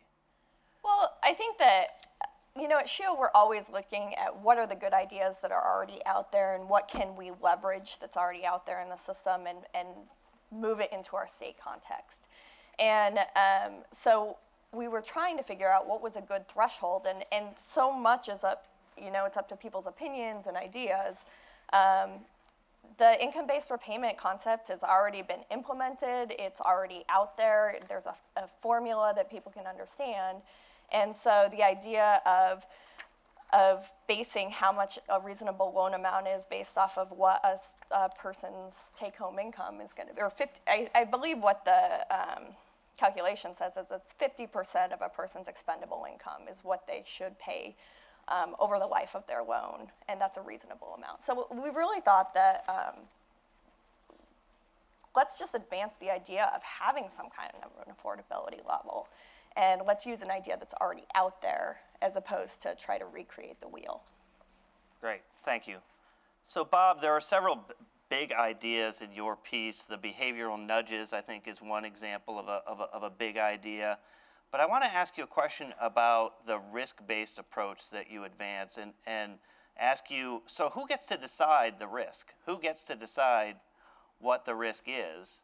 And, who's to paraphrase Bob, who's the deciderator here on the risks in this model? I think on the decider, which I love that terminology, is what you want to have it is so that every student understands the risks inherent in the decisions they're making. So it's not like you have certain limitations on how much risk, like we do now. We basically say there's certain institutions that are not eligible student loan systems because the default rates are too high, right? So we put some boundaries around it, but what we're arguing for is improving the tools for people to manage risks inherent. They make the decision based upon information, but we're also assuming that information in and of itself is not enough. We look into the behavioral economic stuff it's basically salient information along with salient incentives. So what we're trying to say is that it's a consumer choice in a sense within boundaries. And the only other thing is there's certain risks that we're kind of arguing that need to be managed through insurance mechanism like systemic risk. So that's the only thing that we're basically saying is baked in to the income-based loan system, is where we think that there are certain large-scale, somewhat unlikely, unless you experienced the last recession, somewhat unlikely that have to be built in so that you have, in a sense, a risk manager in the back who's basically saying on systemic risk we need to factor that into the rate systems. Thanks. So Brian, in your paper, I'm interested in the architecture around the shared responsibility model. I happen to have studied particularly the Minnesota one for a long period of time. And so I want you to reflect a little bit about, so how have those models worked, the Minnesota and Oregon and what's the third one, Idaho models, based on actual experience? Sure. Well, Minnesota's got by far and away the longest history with using this approach. They implemented their flavor of shared responsibility in 1983. I think that's a really lengthy history for a subsidy program that is subject to all the kind of innovation and change and cross-state stealing that has been occurring in state financial aid programs in the intervening years. What they have done when it comes to rationing is inevitably any state financial aid program is going to encounter a need to ration. And what Minnesota has been doing has been to their student contribution amount is based on a percentage of the cost of attendance, not a dollar amount as is done in Oregon. And they have adjusted that student contribution level. They've also kept the non-tuition expenses component of the cost of attendance that they recognize very frugal. I think this year it's $7,900. Not that long ago it was about, I believe it was $5,500 or something like that. So you have some disconnect that occurs in these rationing approaches between what is part of the appeal of the program, which is to say, we're going to recognize your students' full cost of attendance, but not quite really, because we're going to ration your non-tuition expenses amount, or we're going to monkey with the expectation from the individual student. Oregon's case has been different, and I think illustrative in the kind of pitfalls that encounter a program like this. I should acknowledge that David and I were key consultants with the gubernatorial task force that set that up and got it passed in the legislature in 2007. And in the first year, the legislature found it such an appealing idea that they doubled the appropriation to the state financial aid program. And then they added a supplemental $4 million when they found out that there were more students than they could serve, even at the less than fully funded amount that they thought they were going to have. And then, in spite of doing all of that, then we had the recession hit. Caseloads exploded again. Funding for the program was cut. The state agency that was tasked with administering the program had not a lot of time to implement a way in which to do that, and it was all new and different. And ultimately, what Oregon decided to do was to use the calculation to determine eligibility, but flat grant the award to individuals, which is kind of what they'd been doing previously, just with a different calculation. It's not the best story, quite frankly, but I think I would argue that there were other choices possible in Oregon, but I think that they encountered the fact that the program seems to have worked. It brought more people into the program, and that created its own problem. And then the extraordinary circumstances of the recession also came into effect. And the program just hadn't had that 25-year, 30-year history that Minnesota's did to survive relatively intact what were pretty extraordinary challenges facing it. Idaho hasn't had a lot of experience on which to draw at the moment. Great, thank you very much. I have a sneaking suspicion that these papers are going to generate an awful lot of questions from all of you, so get ready with your questions. I want to ask a couple of questions of the group here before we go to those. And the first is to give all of you a chance to comment on each other's ideas. What I'd love to hear from each of you is maybe one thought about something you like that you heard from one of the other panelists, and then maybe one thought about something that worries you, that you say, that's something that concerns me about that proposal. These are all different ideas. Some have a relationship to each other, others do not, but and I don't need you to go down the line and give a full critique of each idea, but I'd love to hear your sort of top, hadn't thought of that, that's a really interesting idea, concept from one of the other papers, and then something that concerns you from each of them. And Katie, maybe we can start with you on this one. Okay. So I think one of the most interesting papers I read was the paper that, Bob, that you all did. And I think one of the things that I really intrigued me about it is the idea of different pricing for different programs or different risk factors for different potential incomes.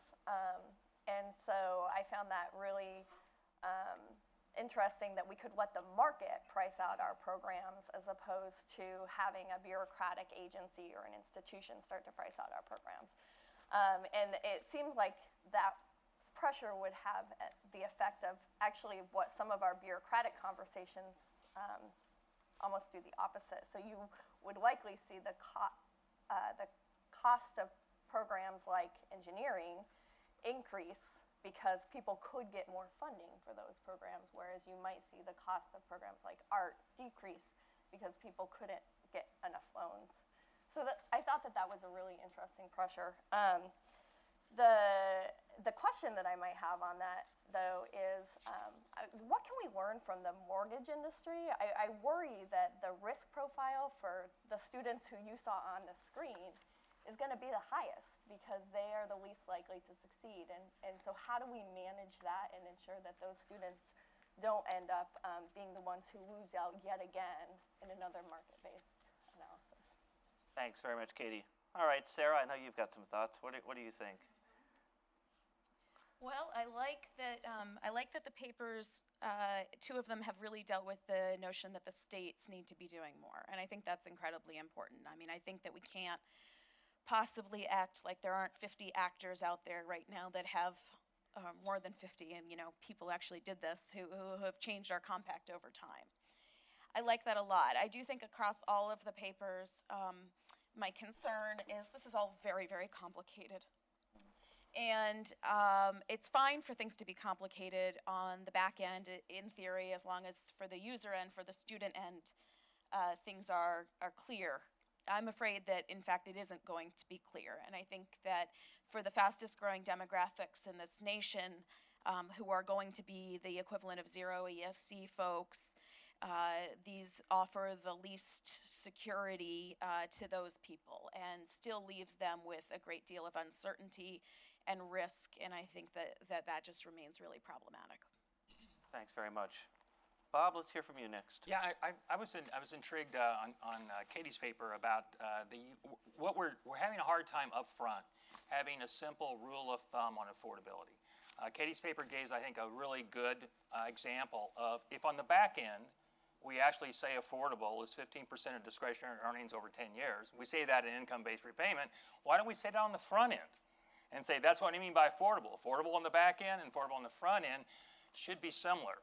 And so to me that's intriguing. I think the biggest shock I've seen, especially as we all go through tax season, is go to ask your financial advisor what's the rule of thumb. They can give you a rule of thumb on home mortgages. Can they give you a rule of thumb on college? No. And we need a rule of thumb out there that is at a level that's not true for everybody, but we have rules of thumbs that are true. But that's why I was intrigued at. The one thing on the two state papers I was intrigued at, because I haven't been dealing with state policy lately in higher education, and my only issue is what's the likely scenario? Maybe I'm biased. I come from Illinois, which has got a scenario that's somewhat unique.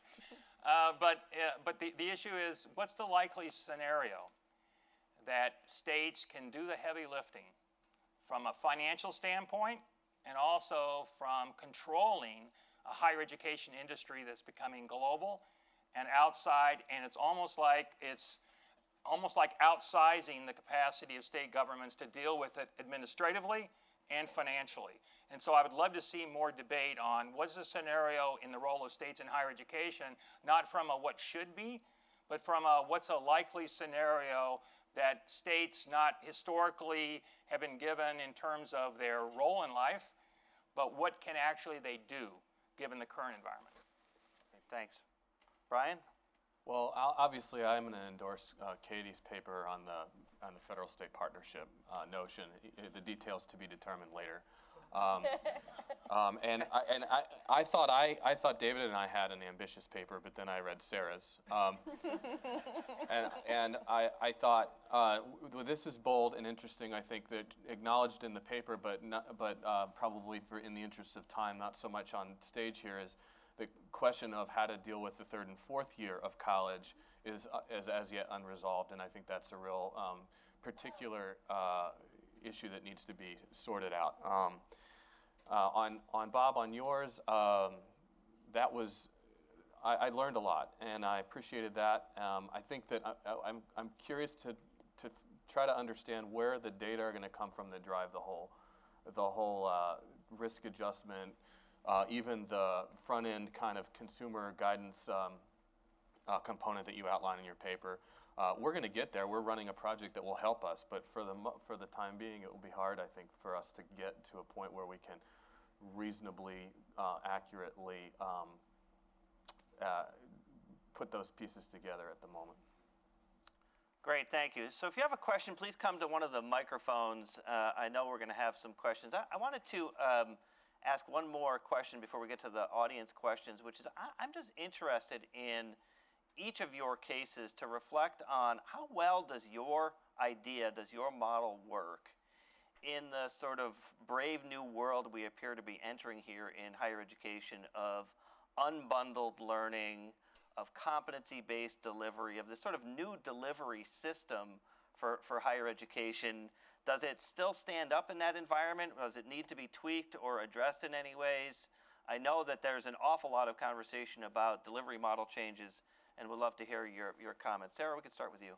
Yeah, I think mine holds up under that as long as the student enrolls in a program, a competency-based or otherwise, that is run by a public institution. Katie? That's a really good question. I mean, I think that as we have competency-based education and all of these new innovations coming out, we're really rethinking our model of delivering education. And so I think that in terms of understanding what affordability is and where we should direct our funds and who we should put our resources towards, I think it certainly provides a good framework. But I think in general, we're going to have to rethink the way that we fund education in this new environment. Great. Brian? So I think that this question sort of highlights one of the fundamental differences between sort of the way that Sarah's paper views the world and the way that a lot of the assumptions that we all, ourselves in particular, started with in terms of trying to make the market work here from our perspective, which is to try to set incentives up for institutions to do the right thing and for students to make wise choices, versus kind of clearing all that stuff away in large part on her part. But I think in our case, we didn't explicitly try to touch on this, but to the extent that the incentives that we are trying to think about on the institution side would work, I think that it would fit with, it would be possible for institutions to fit innovation and states to fit innovation within the framework that we have outlined. Great, thank you. Bob? I think we have a parallel project on credentialing systems. I think the most important thing now to think in terms of, I think our paper would work in the argument that it's not about higher education, it's about the post-high school credentialing systems, of which credentialing systems may not even involve traditional higher educational institutions, and that credentialing may unbundle a lot where pricing may be on a bundle of services you purchase. So the issue is we want to make sure that we laid out a system that would kind of be able to be adapted to a credentialing marketplace as it's evolving in our states, which are outside the regulatory structures many times, so that students may be taking loans out for basically certification exams. So we think that the thing can be expanded because we're also running a parallel project on credentialing systems. So, Brian, I've known Sarah for a long time. I know she really wants to argue with you, so I want to give her the chance to do that before we go on to the questions. Go ahead, Sarah. I just want to say something about the students, right? I think actually that the research that suggests that what we need to do is give students different incentives is not very strong research. I don't think that we have very much research indicating our problems with student completion rates have to do with a lack of motivation. They have to do with a lack of support.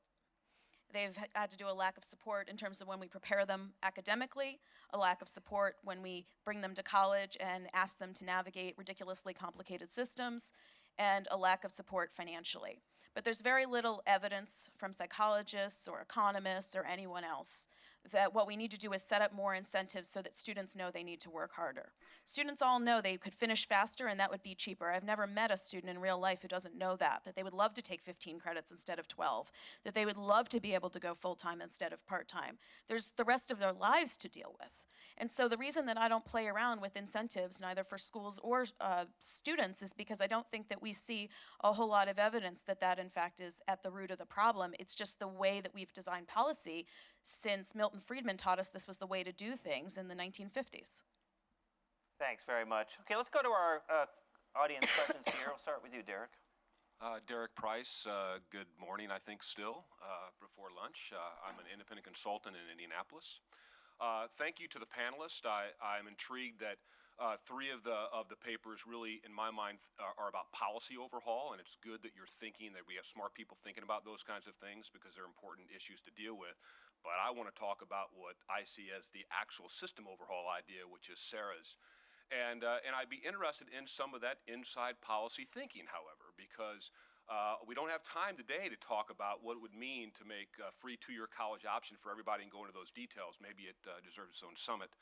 But I'd like to know, how do you move a policy idea like that? What is the conversations that have to happen? Who needs to be involved? That's a big idea.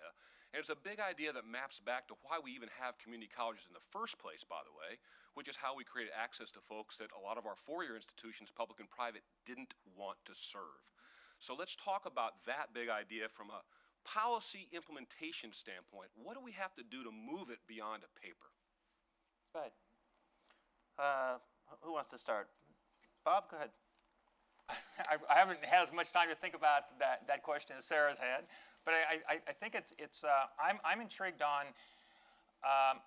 kind of like in the policy environment I work in mostly. I deal with income support policies. I deal with a lot of things, and the question you're going to have is, where, if you had more government investment, would you be better off doing P6?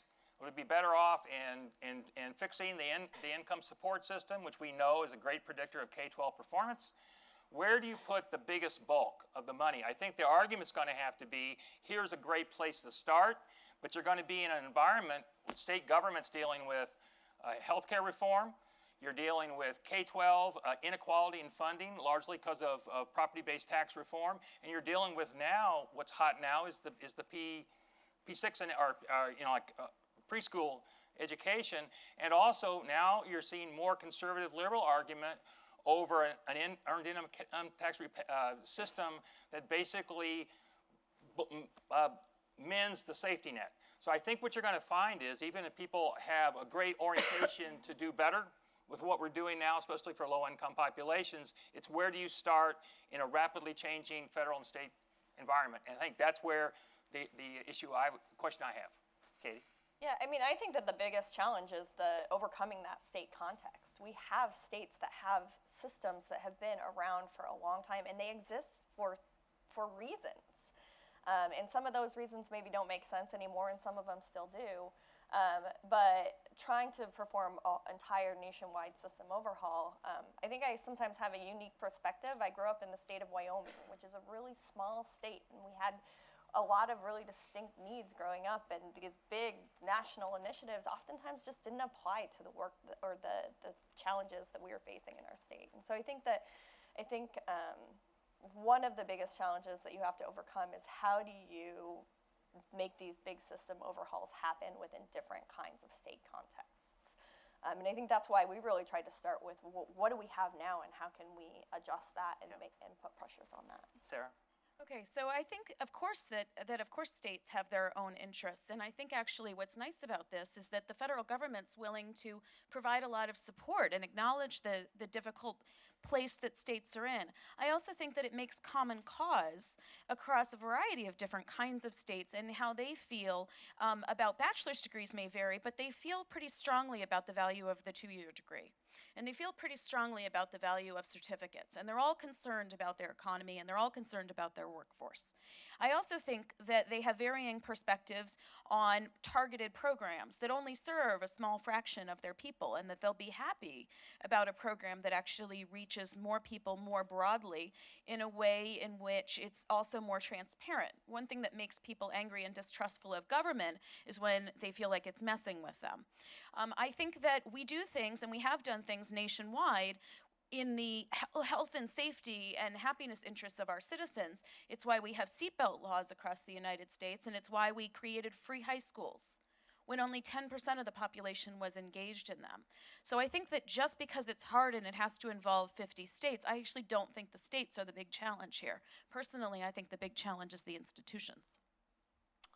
So I have 71 more questions on my list, but I'd be glad to take your questions if you have questions. If anybody wants to come to one of the microphones, I'm going to. Yeah, go ahead. We'll go there next. Yes. Just a comment on the last discussion. Tell us who you are. I'm Barbara Galt with the Institute for Women's Policy Research. Robert, when you were kind of listing off all the possibilities for where we would invest more public dollars and the competing priorities, one thought is to look more toward integrated solutions, like thinking about pre-K investments and two-year degree investments as an integrated system. Thinking about training early care and education providers for quality jobs at the same time that you're providing pre-K services for students who need it, and trying to think about integrating those funding streams a bit more. I don't know if that needs any reaction or not. And anybody else have a comment on that? No, I think that's a good point. I was trying to make a point of, we have all these initiatives going on nationally and the state, and then the question becomes, what's the idea that's time has come? And I'm thinking there's a lot of things in play right now at the different states on how to expand opportunity in other areas. And I'm just suggesting is that many times they're going on separate tracks, and they may be more fragmented than ideal, but they're moving in separate tracks. And the question is, whose time has come right now, and what can be moved forward? And that was my other issue. Sarah? I guess I think if I was suggesting something that costs new money, I think there'd be a question about where best to allocate that money. I think it's really important here that I'm not talking about any new dollars. I'm talking about the reallocation of existing resources. But one of the things that we know about children's lifetime outcomes and their ability to flourish is that parental education is exceedingly important for it. So to echo what Barbara said, I believe that dual generation models is effectively what the two-year college opportunity really is. It's a way of giving people a chance to further themselves a bit, and that pays off in very large ways for their children.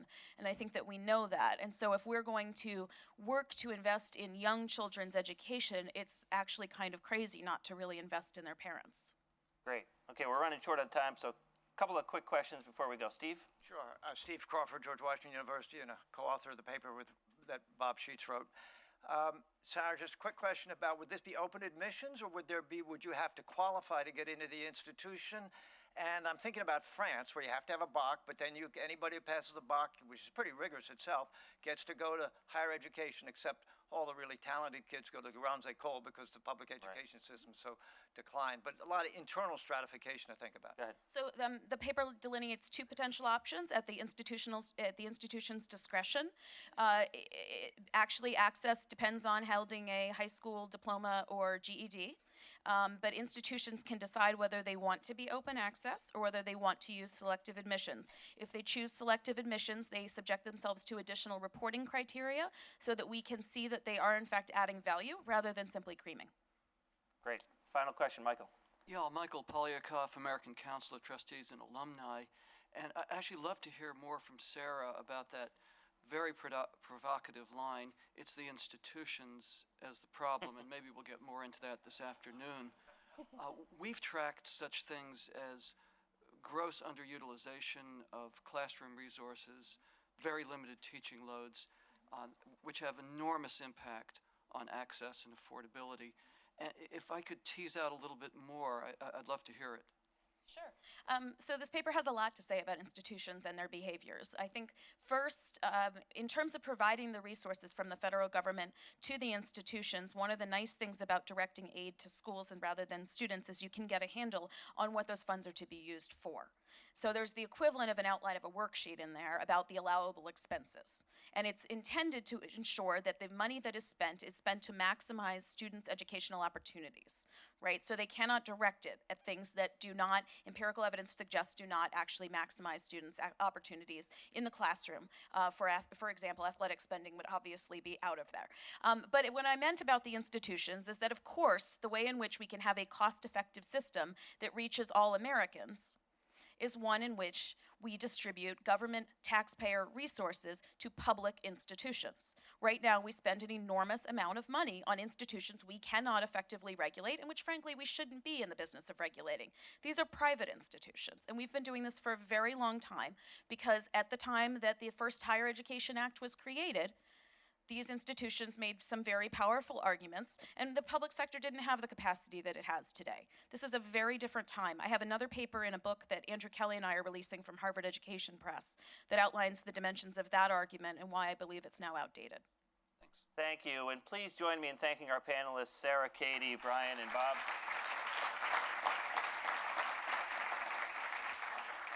As Zakiya comes up to the stage here to take us to our break here before we get to the next session, I just thought you'd be interested in knowing that this summit's generating a lot of conversation. I just got an email from someone monitoring the social media who said that since we've started, it's generated 10 tweets a minute, this conversation.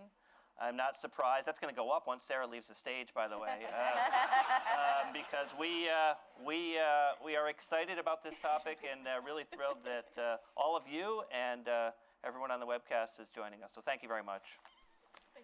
So before you get up, a couple of notes. So we're going to start back at 12:30. So lunch is from 11:30 to 12:30. You have all of lunch to kind of discuss with people these wonderful ideas. Part of this Ideas Summit is that we want to generate conversation, which it looks like we're doing online and in person. When we come back, we're going to get into a conversation about student loans. Lunch is in room 407. 407. Just follow people that way with the Lumina badges. You can't get lost. We'll shelter you in the right direction and make sure that all of your choices are guided pathways to lunch. The other thing that I want to encourage you to do is to check out the College Considerator. They'll be in the hallway, and you can kind of play around with those yourself. So thank you. We're breaking for lunch now.